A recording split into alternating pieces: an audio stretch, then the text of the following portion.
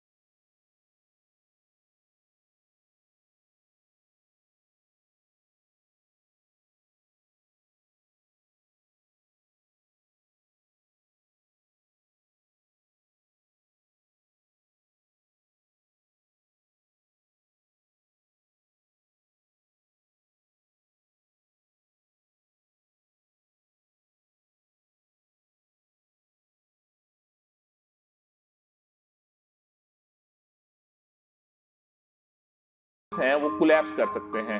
तो ये सब की सब चीजें जो अनसेफ एक्सकवेशन की वजह से होंगी वो रिस्क होंगी, और अनसेफ एक्सकवेशन जो होगा वो हैजर्ड होगा। इन रिस्क जो ये रिस्क होंगे इसके रिस्क फैक्टर होंगे, क्या ये चीजें हो सकती हैं, और अगर हो सकती हैं तो किस एक्सटेंट तक, इसकी सिविरिटी कितनी होगी। अगर इन चीजों को, प्रोबेबिलिटी को और सिविरिटी को हम कंबाइन करेंगे तो अगेंस्ट ईच रिस्क हमें एक रिस्क लेवल का पता लग जाएगा। इसी तरह हम थर्ड एग्जांपल में देखते हैं कि हमारे पास फॉर एग्जांपल एक इनकम्प्लीट और अनसेफ स्कैफोल्डिंग प्लेटफॉर्म है। तो उस इनकम्प्लीट और अनसेफ स्कैफोल्डिंग प्लेटफॉर्म से कोई भी पर्सन गिर सकता है, या कोई मटेरियल जो हमने ऊपर स्टोर किया है या टूल जो हम यूज कर रहे हैं वो भी गिर सकता है। और अगर वो हमारा एरिया उस स्कैफोल्डिंग का लोड बेयर नहीं कर सकता, या उसकी लोड बेयरिंग कैपेसिटी इतनी नहीं है जितना कि हमारी स्कैफोल्डिंग का लोड है, तो वो स्कैफोल्डिंग कोलैप्स कर सकती है। तो collapse of that scaffolding will also be a risk. उस स्कैफोल्डिंग के कोलैप्स करने की वजह से अगर कोई इंजरी होती है या कोई डेथ हो जाती है या फर्टिलिटी हो जाती है, वो भी एक रिस्क होगा। अगर हमारी स्कैफोल्डिंग आउटर एज पे है, ये मींस आउटसाइड है, तो उस पे वेदर की conditions, high speed wind, cold या सन ये सब के सब इफेक्ट करेंगे और बैड वेदर भी एक रिस्क है। इसी तरह अगर हमारी जो स्कैफोल्डिंग किसी इलेक्ट्रिकल लाइन के करीब है तो उससे इलेक्ट्रिक्यूशन हो सकती है, तो वो इलेक्ट्रिक्यूशन भी एक रिस्क होगा। इस एग्जाम्पल में अनसेफ और इनकम्प्लीट स्कैफोल्डिंग प्लेटफॉर्म एक हैजर्ड है, जबकि fall of material, collapse of scaffolding structure, injury, bad weather और इलेक्ट्रिक्यूशन, ये सब के सब इसके रिस्क हैं। तो इस तरह हमें हैजर्ड का और रिस्क का पता लग गया। आइए अब मैं आपको नेक्स्ट स्लाइड में हैजर्ड और रिस्क को और ज्यादा एक्सप्लेन करने की कोशिश करता हूं, ताकि आपको समझ लगे कि what is a hazard and what is a risk. इस स्लाइड में हमारे पास हैजर्ड को और रिस्क को एक एग्जाम्पल में एक्सप्लेन किया गया है। फॉर एग्जाम्पल हम अपनी फर्स्ट एग्जाम्पल लेते हैं पिछले वाली, जिसमें हमने ये एक्सप्लेन किया था कि we have an damage expose electrical wire. So उसमें हैजर्ड क्या होगा? हैजर्ड हमें क्या बताता है? Hazard is a root to harm, जिसकी वजह से कोई हार्म क्रिएट हो वो हैजर्ड होगा। तो किसकी वजह से हार्म क्रिएट हो रहा था? डैमेज इलेक्ट्रिकल कॉर्ड की वजह से। तो डैमेज इलेक्ट्रिकल कॉर्ड क्या होगा? हैजर्ड होगा। उससे जो हार्म क्रिएट होगा, उससे क्या हार्म क्रिएट हो सकता था? Electric shock. कोई बंदा उसको एक्सपोज होगा, वहां से उसको इलेक्ट्रिक शॉक मिल सकता है। तो इलेक्ट्रिक शॉक जो है वो रिस्क होगा associated with that damage electrical cord. Hazard को हम मेजर नहीं कर सकते इन डिग्रीज, जबकि रिस्क को हम डिग्रीज में मेजर कर सकते हैं। अगर हम रिस्क के उस फैक्टर्स को, प्रोबेबिलिटी को, सिविरिटी को, डिटेक्शन को, फेलियर को, इनको जब हम कंबाइन करेंगे तो उससे हमें रिस्क लेवल या प्रायोरिटी रिस्क नंबर का पता लग सकता है। तो रिस्क को हम डिग्रीज में मेजर कर सकते हैं, जबकि हैजर्ड को हम डिग्रीज में मेजर नहीं कर सकते। Hazard indicate anticipated cause of harm. Hazard हमें इंडिकेट करता है cause of harm. Cause of harm क्या था? एक्सपोज डैमेज इलेक्ट्रिकल कॉर्ड, ये कॉज ऑफ हार्म था। जबकि अगर कोई बंदा उस हैजर्ड को एक्सपोज होगा तो उस एक्सपोजर से उसको इलेक्ट्रिक शॉक मिलेगा। वो जो इलेक्ट्रिक शॉक होगा वो रिस्क होगा।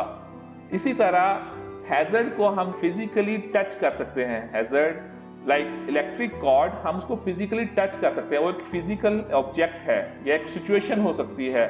जबकि रिस्क जो है वो प्रोबेबिलिटी है कि उससे जो हार्म क्रिएट होगा उसकी प्रोबेबिलिटी और सिविरिटी को हम रिस्क कहते हैं।